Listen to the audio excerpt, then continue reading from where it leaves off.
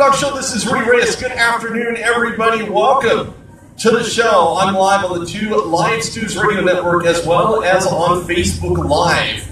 And if you're not liking my Facebook fan page, shame on you. Go there, click like, and that will bring you all the goodness I have right here on the Rudy Dog Show. You know, nowadays, sports are aplenty. We look at Major League Baseball, that's in full swing. The Dodgers go to Wrigley Field playing against the Cubs. They now lead 3-0. They're playing today. Or possibly a replay of your favorite NFL team recorded, whether you're on DirecTV or, well, something else. Maybe it was on Sunday, maybe it was on Monday. But look, this time of year, it's always something to watch for on either your mobile device, your television at home, somebody else's phone, somebody else's TV. There's a myriad of ways you can watch sports. Regardless of how you watch or how you listen, you're doing it. At least you're involved in the entire process. Now, rest assured that we have you covered last night from an opening night game in the National Basketball Association, or known as the NBA. Most will probably never forget watching Gordon Hayward landing on a seemingly routine play, twisting and turning and breaking his ankle all in one play. Gave me chills just looking at it. To my chagrin, it was his ankle going left to right, more on the left than to the right, and staying there. It was atrocious, I'll be honest with you. But all that play needed was to have somebody who witnessed it, who cringed, lost their lunch, their dinner, or their snack. Well, let's just say it was the ugliest break I think I have ever seen in any given sport whatsoever. You've watched NFL games, you've seen guys lose their lunch. More so, what comes to mind is Lawrence Timmons playing in Miami against the Miami Dolphins last year, where he lost his lunch, and it was something that was posted all over social media, and it was ugly to say the very least. I'm not a fan of throwing up on the field, much less being the one watching somebody else throwing up on the field. It was bad. It was really, really bad.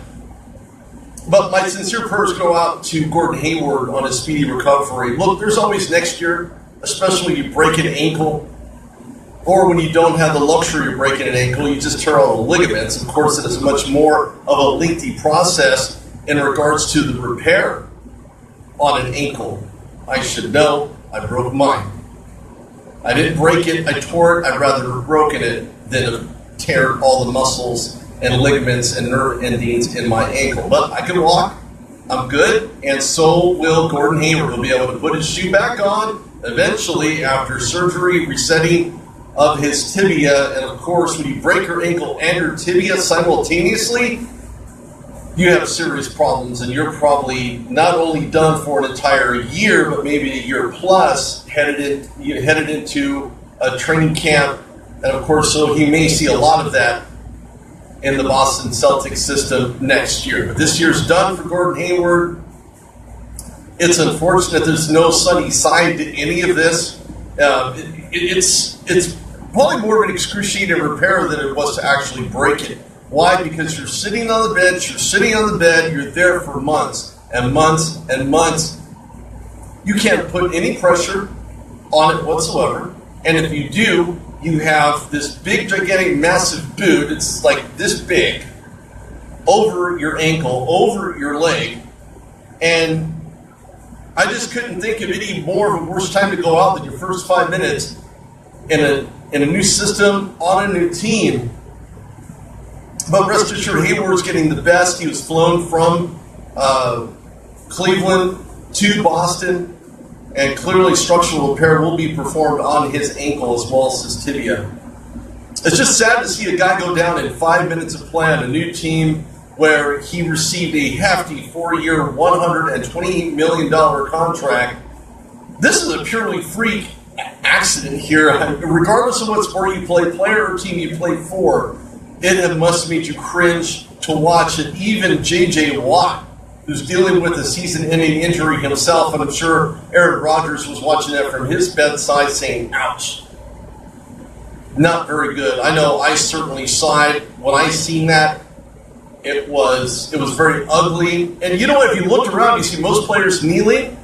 They either cover their face or they had to close their eyes shortly thereafter. If you're the Celtics, you need other guys to step up. And without suggesting they don't know what to do, well, when you see what happened last night without Hayward, it kind of made it obvious what they were going to do, what their game plan was against the Cleveland Cavaliers.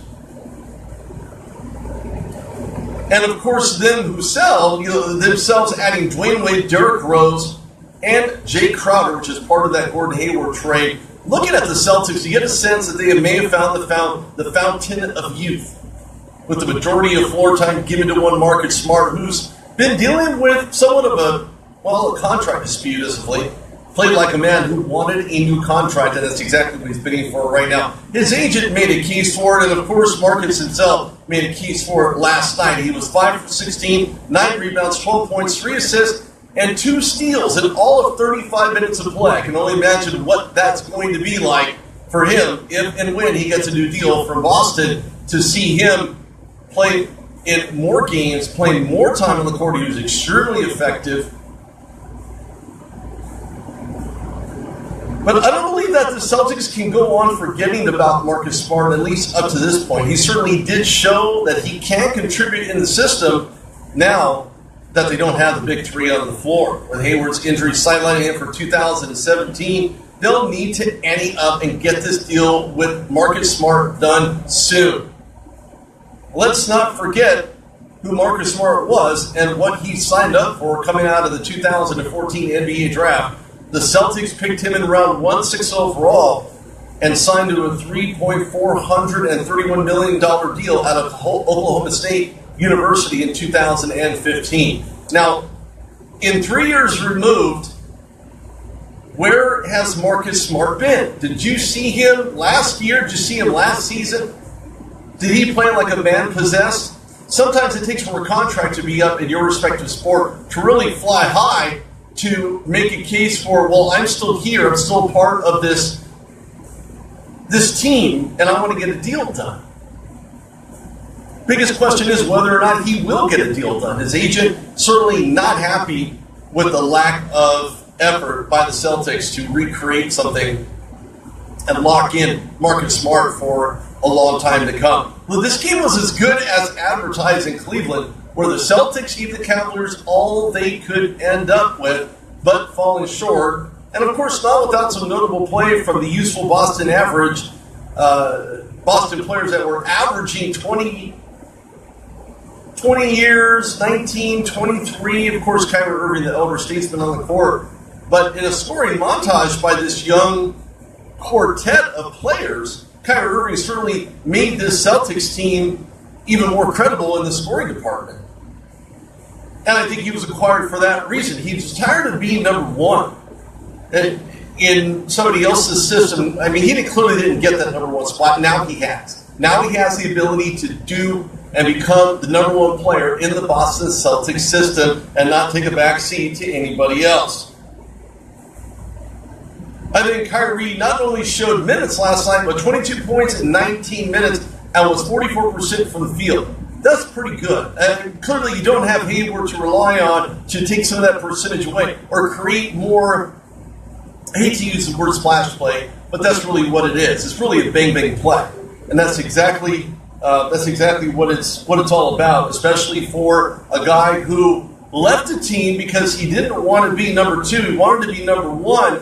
I'll be honest with you, I see more from Kyrie Irving just being number one in the Boston Celtics system than I did as the number two guy behind LeBron James in the Cleveland Cavaliers system. Look, it was just game one. I'm not going to get all caught up in a frenzy here. I know it's going to take time. I know that I know that Kyrie Irving certainly has the ability to become the elite scorer. They need him more now than ever. And if they end up signing Marcus Smart to a more elongated contract, you're going to find him to become more of a threat because now he's being paid to perform at a higher level. Marcus Smart certainly showed that last night. However, his reasons behind wanting to be number one and not number two, Kyrie certainly showed not only in minutes, but the fact that he's able to lead his team down the court to do what he needed to do, and that was to show the Cavaliers that, hey, it was a good trade. I like it. I'll take it. I don't have to worry about being in a system where I am number one and I will be number one for some time to go. But I think there's a lot of work to be done. One game in the NBA certainly doesn't give you the idea that the Boston Celtics are going to end up becoming this big, massive number one, just like they did last year. They lived in the number one position in the Eastern Conference Finals. But I look at Boston, they're still good, but they have room to grow. Cavaliers played okay in a lot of ways, but also have room to grow. Again, this is one game into a very, very, very, very long NBA season. This is Rudy Reyes on the Root Dog Show on the Two Lights News Radio Network on Facebook Live. And I'm here talking NBA. I'll have a special interview for you in about 15 minutes, so make sure you stay tuned for that. So we think of the Cavaliers this year trying to form their identity from what had transpired the year before. Can they keep the band back together? Well, not necessarily. However, LeBron James had his way last year being able to add some very familiar components in Derrick Rose, Dwayne Wade, and always the catalyst to wanting to get guys and ownership there in Cleveland to acquire guys such as this. And if you didn't think that it was possible to acquire free agents like Dwayne Wade, who's now age 35, he'll be 36 next year, he finds himself on now his third team. And I'm not going to suggest Wade has been everywhere in the NBA. He has the 3 teams, not bad. Not bad for what he's accomplished. He won a championship with the Miami Heat, but it feels like a century ago, doesn't it? And however, he was a contributor playing last night, 28 minutes with 8 points, 3 for 10 from the field, and 3 assists to go along with 2 rebounds and 2 blocks. That is an atypical day for Dwayne Wade, and more so feeling very comfortable inside of this Cleveland Cavaliers system. More importantly, you've seen the likes of Jay Crowder muscle his way into Hollywood, facing off against his former team, the Celtics, where Crowder feels though him and Danny Ainge not very well. They're not going to talk anytime soon. They're just not. Should they have a reason to talk? Well, no. Ainge felt that he had to get rid of him. That's exactly what he did. Look, this is a business. NFL is a business. They're all businesses, so you have to treat it accordingly. I don't think they'll ever be on speaking terms again, unfortunately. But rest assured, when you look at his style of play last night, it was almost like he was possessed mechanically to ensure that the Celtics knew that he wasn't happy about the trade. His body language said it, his mechanics said it, and of course, at that point, you just knew. You just knew. I think he expressed himself very well as a voice on the court, getting to a near confrontation with Patchula. Or excuse me, not Patchula. I'm trying to remember that gentleman's name. Probably the biggest dude. I think he's a center for the Celtics. Can't recall his name. But he certainly made his presence known there on the floor, or whether he was standing up. I think there's a lot to be said for that. I think when you look at Jay Crowder and what he did on the court, he played for 35 minutes. He had 11 points, going 3 for 10 from the field, 5 rebounds, 2 steals, and 2 blocks. Not bad for Jay Crowder in 35 minutes. I'd like to see his production boost up a little bit more, make him a lot more available, shift him in and out, get some fresh legs in there to see what Jay Crowder is really, really made of. But you mustn't forget the centerpiece, LeBron James, who himself played last night with injuries of his own that may have been a carryover from last season. Look, sometimes hamstrings, ankles that follow you, and the injuries that follow you show up when you don't want them to. Obviously, that depends on the injury and the severity, of course, but can it be a reason to call it a career? I mean, do you think that there's enough your body can take to say, I'm done, this is not what I want to do? I've had enough. I'm tired of being in pain. I'm tired of receiving the shots. I'm tired of going through therapy. You have to know when to say when. Not to suggest that LeBron James is stating that, but he has a lot of miles on him, I'll be honest with you. But he was the best player on the floor yesterday. Is Father Time undefeated? Well, for some it is, and for some it's not. In the NBA, your body goes through a lot of changes, a lot of shifts, and I think something to be said for LeBron having been reunited with D. Wade. Could there be some long-term positive ramifications? Maybe. As the season progresses, you may see a lot more dynamics between the two. Don't forget, they fed off one another very well in Miami, and I don't think that's left them at all. They've been good friends since, especially during that championship year with the Miami Heat. Look, the contest ended as some thought it might, as the Cleveland Cavaliers scored 19 in the first quarter and 19 in the second quarter, while the Boston Celtics led in the first with 29, second with 25. However, the change coming out of the halftime, seeing the hot hands, quick offensive transitions, players really got involved in the entire process. I mean, again, this is one game. Some players were on fire and some were not. I think Cavaliers and the fact that they outscored the Celtics in the third quarter, 33-18, said a lot about this Cavaliers team and their resilience. But I think the Celtics just could not find a way to positively transition. Is that due to youth and inexperience? It's quite possible. Again, you had an average of 23-year-old players out on the court between Marcus Smart and Jaylen Brown, and there was just a lot of miscues. One of the reasons why they were outdone because LeBron James led the way to outscore them in that third quarter. And of course, Cavaliers added 30 more points in the fourth quarter, while Celtics just couldn't find a way to make any stops on either end of the court when they need to. There was some sloppy play from the Celtics, but again, these are not only rookies, but these are guys trying to get themselves acclimated to real-time NBA games. It's not the easiest transition to make from college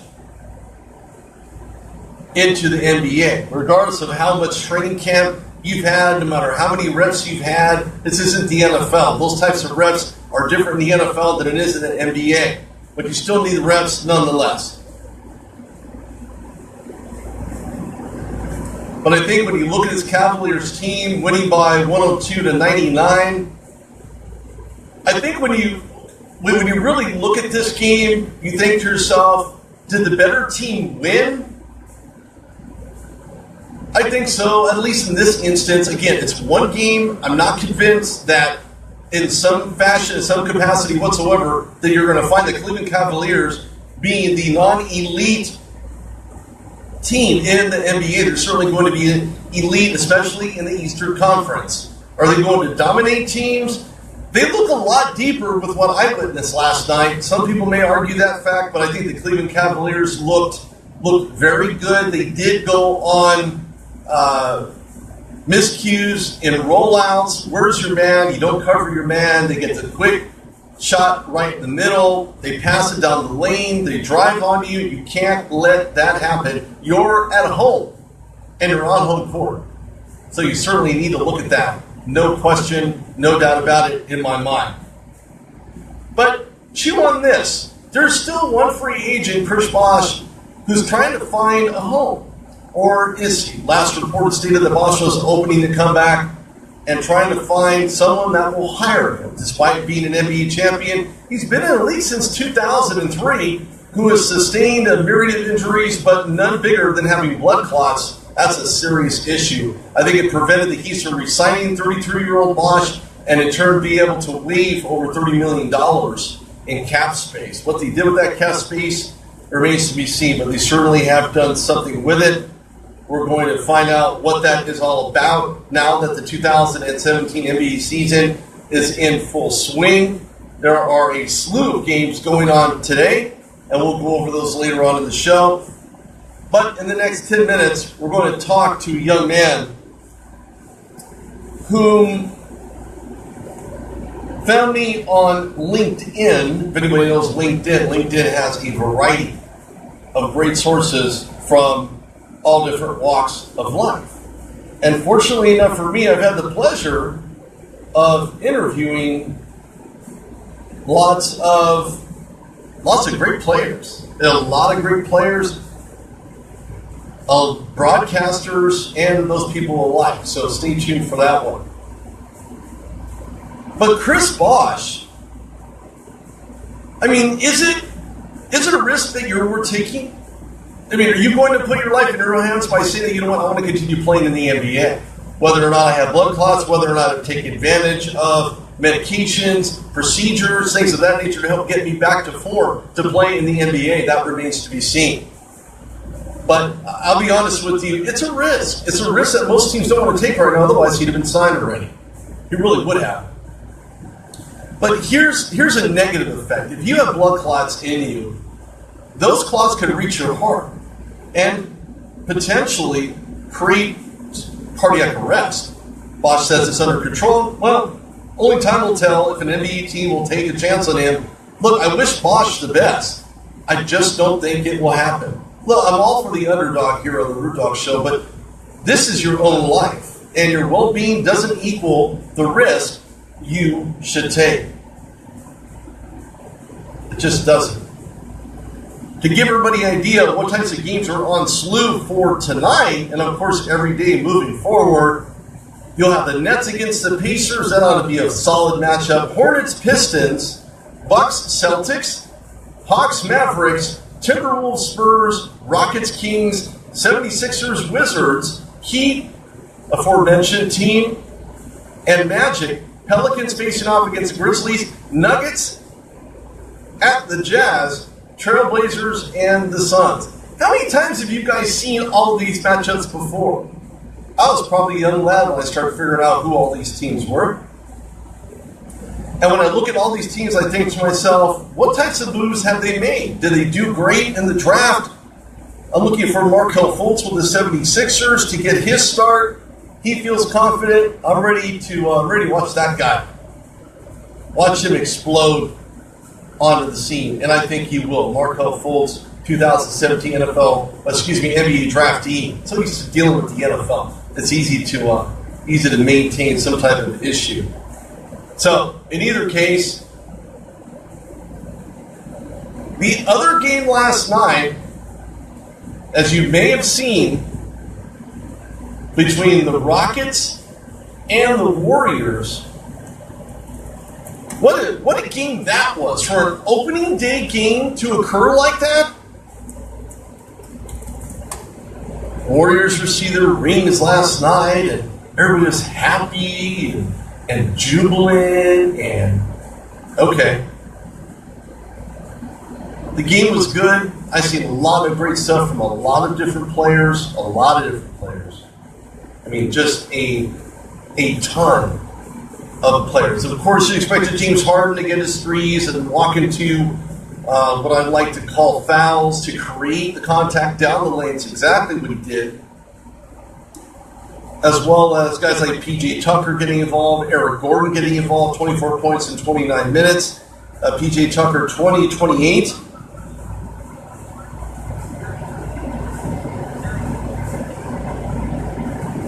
And of course, when you look at Capella, man, he was singing a cappella.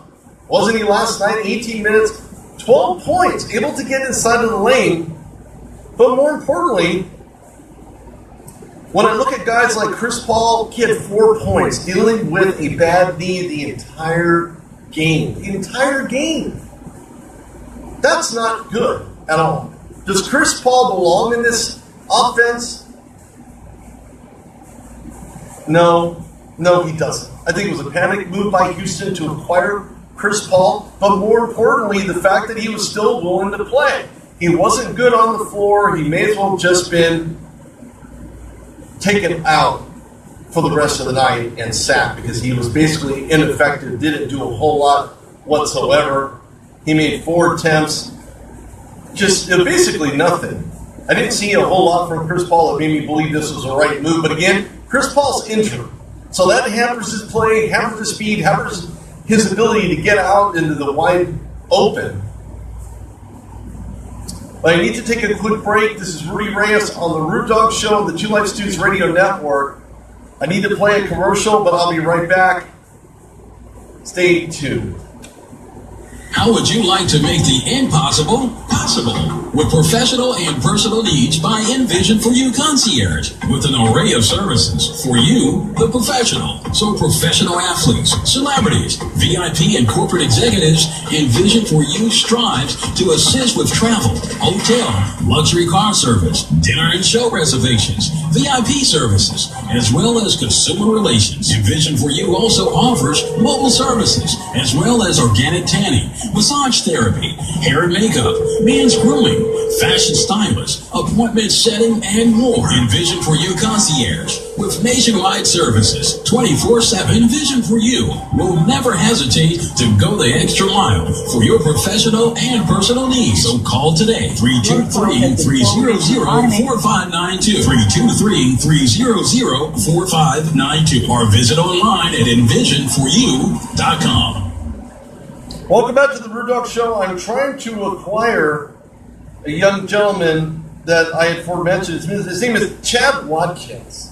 Now, Chad Watkins has done a lot in his short career, and as soon as he calls me back, we're certainly going to dive right into that interview and talk to him about what he's been doing since the 2017 NBA lottery had taken shape, where he's seen, I don't know what type of looks he's seen. I'm certainly wanting to know a lot more about where he's been, what he's currently doing right now. There's a lot of free agents right now on the market, and when you look at guys like Chad Watkins, unrestricted free agent, 2017 NBA draft, he's out of Point Loma. I've watched a lot of film on this young man. He's got solid speed, he has hops, he has this two-finger layup. He's driving the lane, he turns his body, he knows where the rim is, he knows how to score. That's exactly what he's done throughout his tenure at Point Loma, not originally from California, it's from Decatur, Alabama. So I'm trying to get him on the line right now.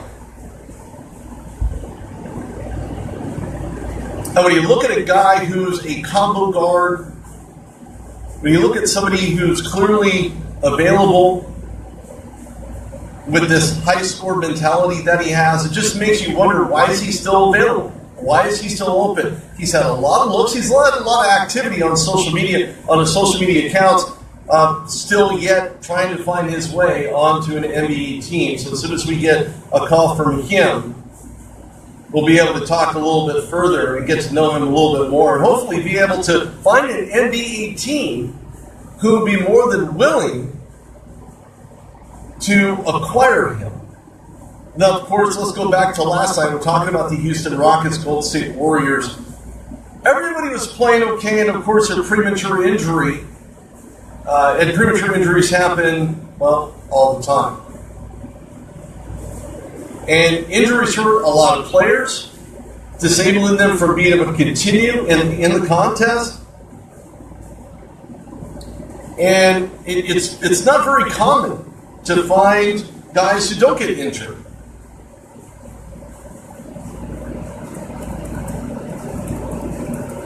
But out of the third quarter, you've seen some injuries take place.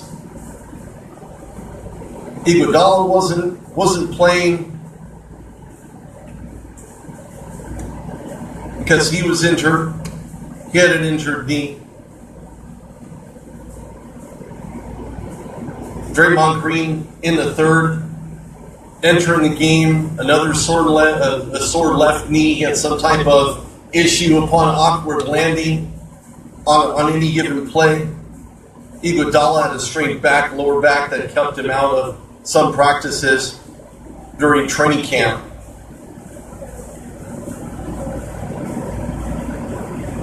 So it just makes you wonder what Golden State will do. Hopefully it's not a long-term injury for Draymond Green and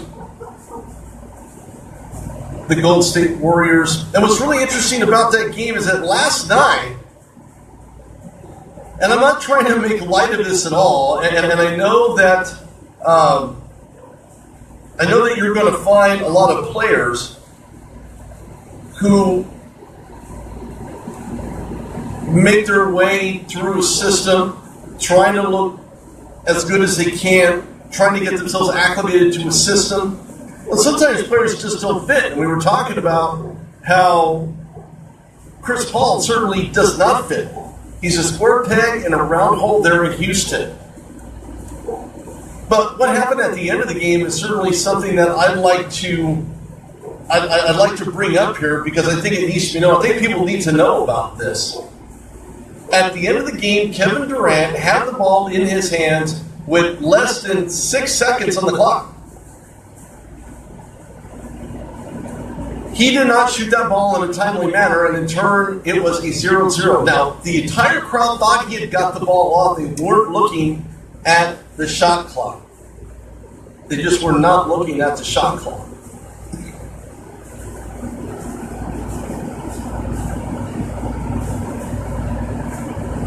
And the shot clock itself certainly says a lot about your ability to look at it. If you're the shooter, the ball's in your hands, you got to get rid of it.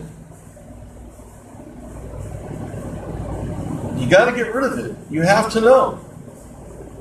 Are you looking at the clock? Poor clock management at the very end of the game because the ball eventually went in. It did. It went in. And eventually, that was it. That's all she wrote. As much as they wanted to prematurely celebrate on the sideline for the Golden State Warriors, that didn't really end up too well because the Houston Rockets won that game, and it quickly ended as soon as Reggie Miller, yes, the great Reggie Miller, was on air stating that it was done, it was over, but wait, look at the ball. The ball did not leave his hands in time. And that's exactly what happened. Premature celebration.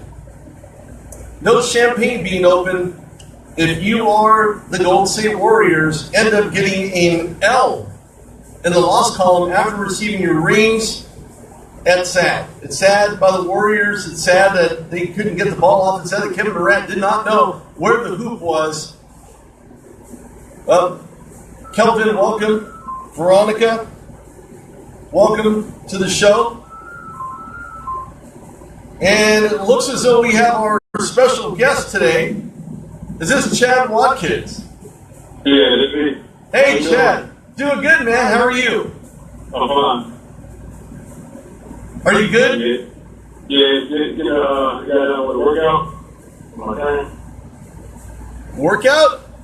Yeah, just finished up. Oh, you just finished it? How'd it go? Yeah. Well. Working on some shots. Okay. My spot. Yeah. Okay, cool. Very good.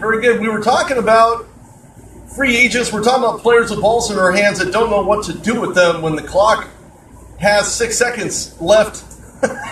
Everybody needs to know what that ball is like. Now, I've watched a lot of your film. Ladies and gentlemen, welcome Chad Watkins, 2017 NBA draft. He's an undrafted player waiting to get onto a team. So then the question needs to be asked, Chad, have you talked to anybody up to this point? And if so, who are they? And what's the likelihood that you are going to get in with them, whether it be the D-League or the NBA itself?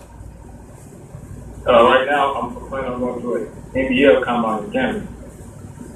Oh. I was preparing, yeah. Okay. How did that go? Are you ready? Oh, yeah, most definitely. Yeah, I went to a summer league in Vegas. And then I ended up getting invited to the NBL combine after that. Okay, so an NBL in Canada. You know, everybody's going to Canada. Everybody wants to go to Canada. I've been offered jobs in Canada. What's up with Canada? Nothing that it's bad. I never thought about going to Canada. Every time I think of Canada, I think everything's in black and white. You know, everything's labeled differently. Yeah. I don't know. It's just weird. Anyway, so when we look at where you've been, you didn't actually, you're not really from here. Meaning when I say you're not from here in California, rather, you went to high school in Decatur, Alabama, Decatur High School, 6'1". Yeah, or Decatur, sorry. See, I'm not even from there. I can't even say it right. And I'm not even saying with an accent either. So it's Decatur, I guess.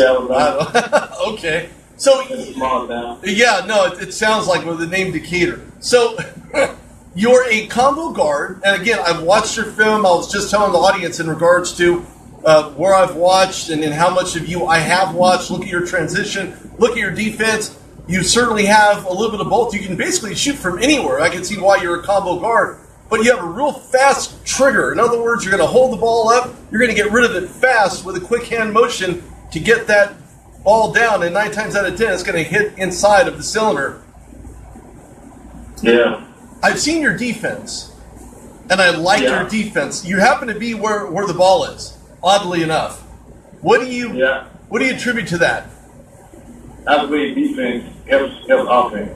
So if you get on defense, get your body ready to go on the other end of the court. So when you fight yourself on defense, they make offense way easy.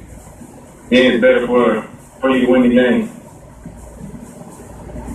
When I looked at your Point Loma time and I looked at your Point Loma film, and I thought to myself, this guy has to be the best guy on the court, because there were guys out there who just could not deal with you. You were driving the lane, you would switch hands, whether it be left or right. It made it very confusing.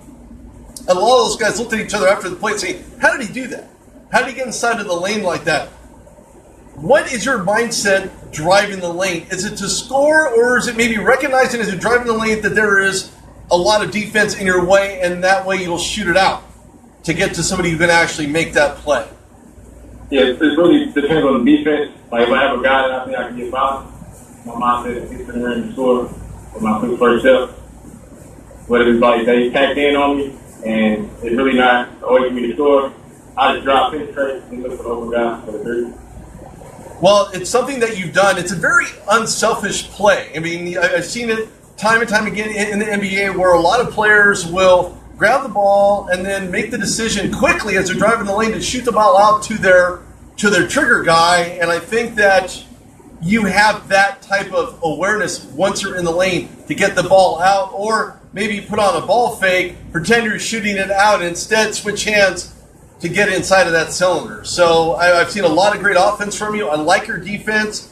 But let's talk. Thank you. You're welcome. And so let's walk through the whole draft process, okay? You went undrafted. Okay. It happens. I talked to a lot of NFL players. They, too, end up being undrafted. Some of them go into leadership roles. Some want to be a coach. Of course, leadership has a lot to do with being a coach. But what did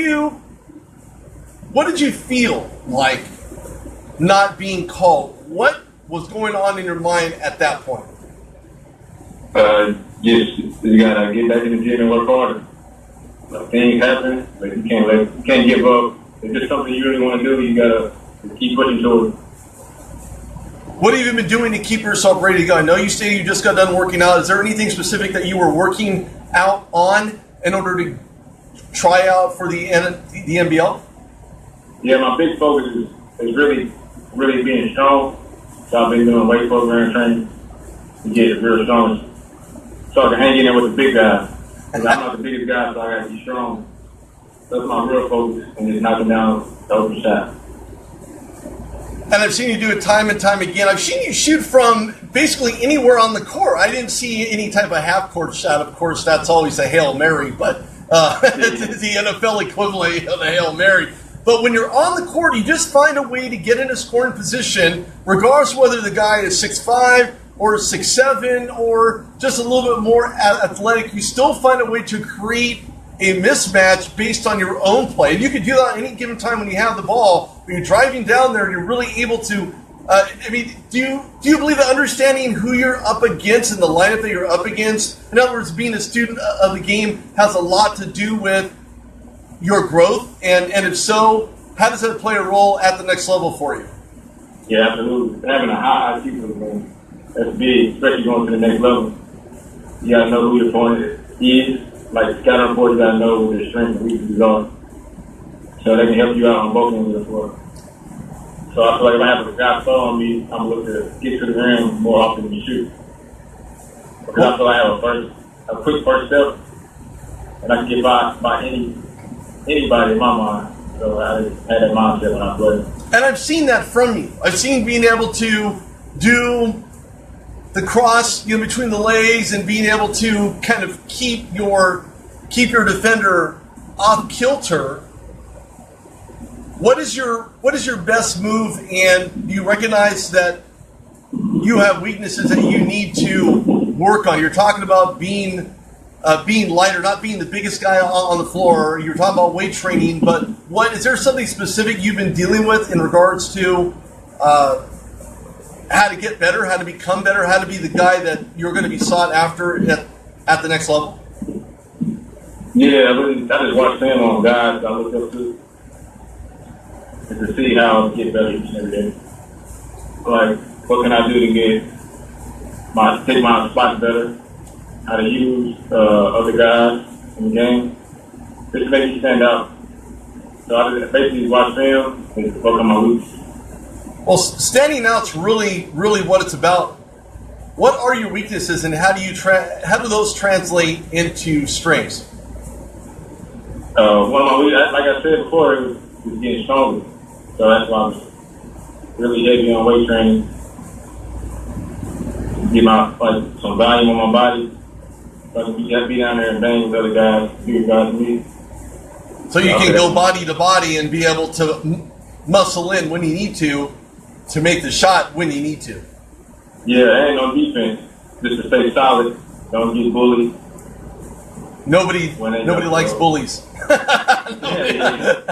Yeah. So, we're always talking about bullies and how bullies are a bad thing, but in this instance, it's still a bad thing. You get bullied on the hardwood. Not something that anybody, I'm sure, likes to go through. But let's go back in time a little bit. Let's talk about your senior season. On an average, you had 18 points, 4 rebounds, 4 assists per contest. In other words, per game. That's very good. What do you attribute to winning or helping your team win, rather the area championship, and how do you feel as though that helped you compete at the next level at the state regionals? I feel like I can be a leader on the team. So I feel like defense first, and then when you're able to score at a high rate, you use that. That's the team winning, really. So go back even further. Snead State Community College, freshman, you accepted a scholarship there. You came off the bench cold turkey. Was it just something that you were anticipating happening, or did it just happen at random, but you knew at that point that you were ready to go? Yeah, I knew I was ready to go. I just prepared myself when I was coming off the bench. Just watch the game and see the game flow, and I come in comfortable and sit right in.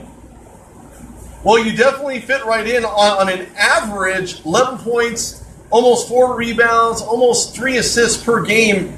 And what I recognize from you looking at all your film is that your physicality and your playmaking capabilities were something that you really worked on. In other words, the translation to that is more time, more production, and with that time, you're able to really showcase what you have, what you're capable of doing, and how other teams, other scouts should really pay attention to how you're doing it.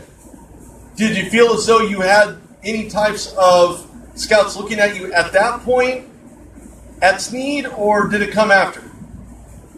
It came after. I really didn't have really a lot of attention, so that drove my hunger. So I wanted guys to recognize me and how well I can play.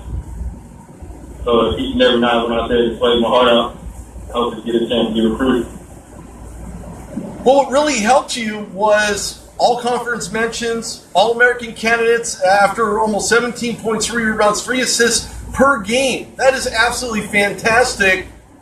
And then it shifted. It shifted over to Point Loma Nazarene University, and whenever I hear the word Nazarene, it reminds me of, anyway. So you were a junior. Something biblical. When I hear the word Nazarene, it makes me think of something biblical. But as a junior, you served as a conference player and earned starting time, which is not the easiest thing to do considering this is your junior season. This is something that you're not accustomed to doing. This is not familiar territory for you. But what was familiar was the ball, the hardwood, the anticipation of hopefully starting. But what was it like becoming the starter with those minutes attached to your name as a junior? It was big. It was big. It was really surprising. I just worked hard every day in practice, and then we kept starting spot. I just wanted to come in continue to help the guys to pick up that slack, bring my energy, what I did at Sneed to a point along when I got the starting spot. Well, it translated well. It translated really well. But then you fell on a hard time. Everybody does. It's not a big secret. Everybody does. But unfortunately, you had a last-minute coaching change there. And unfortunately, they did not offer and provide you a full scholarship. So you fell out a little bit because of that. But right now, you, again, as you just got done stating, and we're talking about how you exited practice right now, waiting to go, waiting to get the call. What team is it for that you're going to try out in? Just the whole league. Like, to be GMs, all the coaches from that league, NBL Canada. So I'll be able to present my talent in front of everyone. I would get picked up by any team in that league. Well, fantastic. I hope you do. I really do. I see a lot of great things from you. I see that you're welcome. I see that you're working on things in such a way that will allow you to excel at the next level. And when I look at season totals, let's go back to 2016, and that's where you in turn ended up in the 2017 NFL Draft. You played 31 minutes. Your field goal percentage was .25. You had a .333 on a 3-point percentage. You had 8 rebounds. You had 8 points totaling, and that was only with 31 minutes. I can imagine if that time was maybe a full game. If you had to rotate in, you always want to get fresh legs. You always want to sit down, get some rest, get some water or Gatorade or what have you, and then come back into the game. So I really foresee you doing really good things in the NBL. Chad, tell everybody where they can find you and where they can follow your career and watch closely and see that you excel. Facebook is Chad Watkins, and you can follow me on Instagram on Chad Watkins _. Well, there you go. Go follow Chad.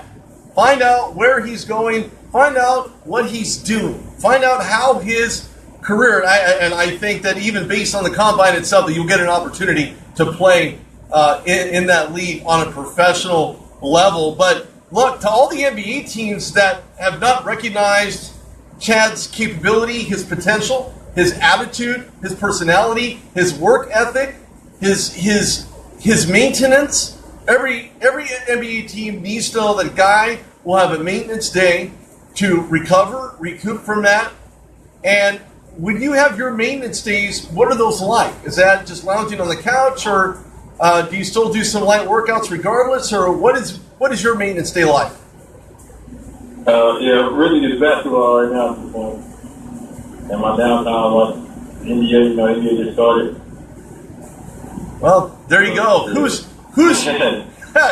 so that leads to the next question. Who is the person that you follow or that you've watched their career come full circle? I really look up Damian Lillard. Why? Because he's a guy came from a small school and came into the draft, I think a high number. And he's with a team that nobody really watches, but he still go out there and do his thing every night. Yeah, so I like that about him. Yeah, he's got a solid work ethic. He's a very good player, certainly an all-star. There's no doubt about it. Damian Lillard, certainly somebody to model after in regards to work ethic, his passion for the game, his passion to not only understand the game but become a student of it. And I think that in any professional sport, that's exactly what happens. And that's what you have to do. You really have to put your thinking cap on, find out, look at the chalk, look at your tablets and everything that you have available to you, all the film that you have available to you, and really become a student of the game, hopefully.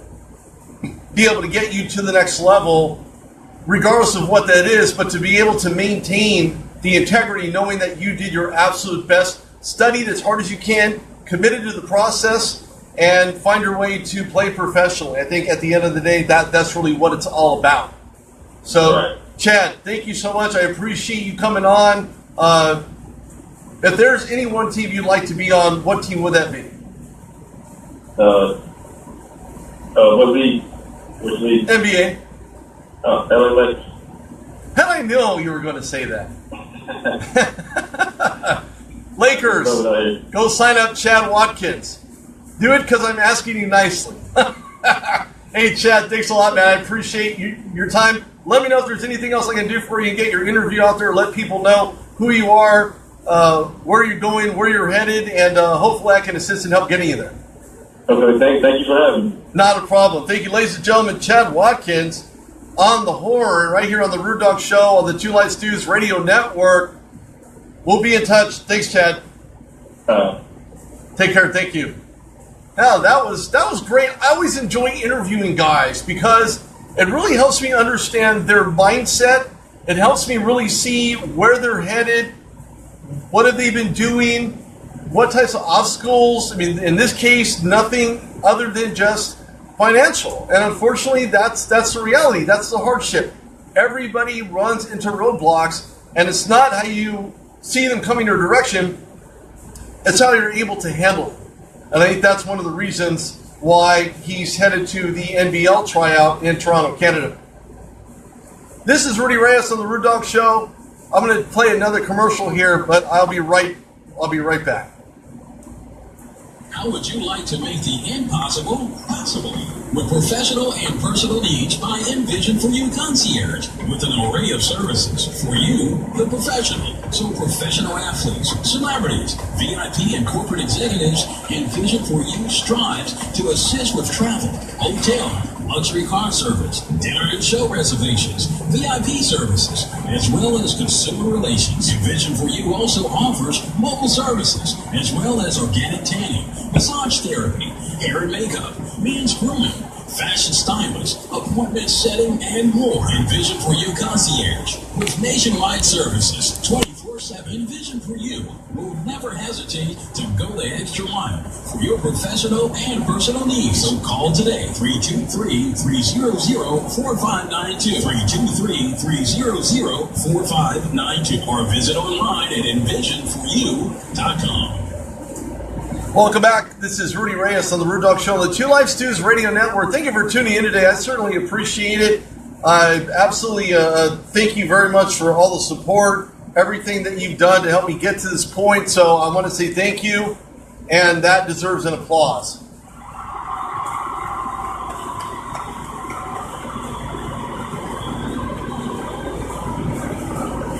Thank you for tuning in. I appreciate it. This is Rudy Reyes on the Rude Dog Show on the Two Life Stews Radio Network. I'll see you guys tomorrow. Have a great day.